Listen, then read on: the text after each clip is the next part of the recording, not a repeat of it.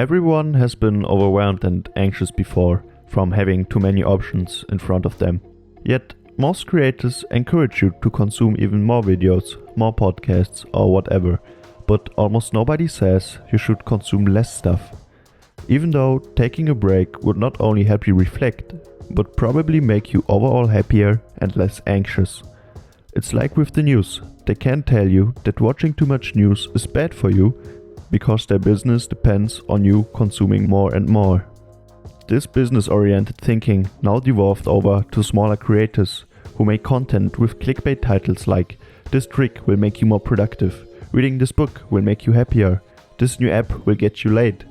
It's never, "Oh, thanks for watching, would you please shut down your machine now and get your ass to work?" Many don't realize that if you never go offline, then you'll never form a vacuum of inputs that eventually leave space to be filled with your outputs. We as humans are meant to create unique shit that gives us endorphins like nothing else. So why don't we just stop consuming? Because consuming is always easier than sitting down to actually make something.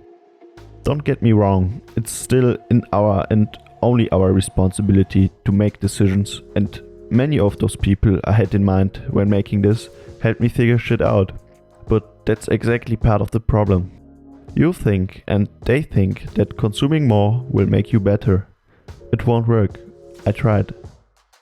Perhaps you're also not quite sure how to identify a time sucker, because most of them have their good and bad.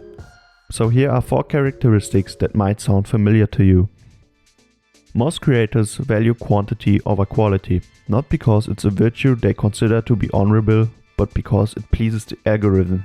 If you have a few basic concepts about how to accomplish stuff, then you probably don't need to have 1,000 iterations of them, each telling you the same thing. They often tell you what has worked for them, but neglect the hard truths that probably only you can give yourself. Instead, they're making you spend money on masterclass courses where they pretend to know shit, and surprise, surprise, you still have to do the hard work in the end. If what you hear is not making you feel a little bit unpleasant, they're just selling porn.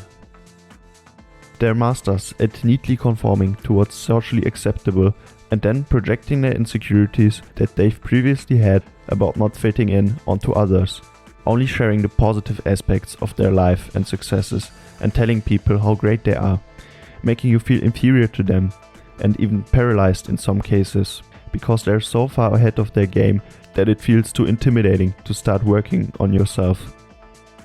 You can sometimes tell that they're not learning anything new when they're making their content, but merely performing for others. They are not winners, but lifestyle artists. Adopting their productivity hacks is like asking a stripper for relationship advice. And when it comes to productivity, most tips can be boiled down to choosing long-term over short-term anyway. There's no sustainable way to cheat or hack your way through life like they teach us in school. Still, many get caught up in these nets thinking that others will do the work for them. Doing whatever it takes with what you already have will probably be enough most of the time when striving for success and happiness. And would you please shut down that thing now?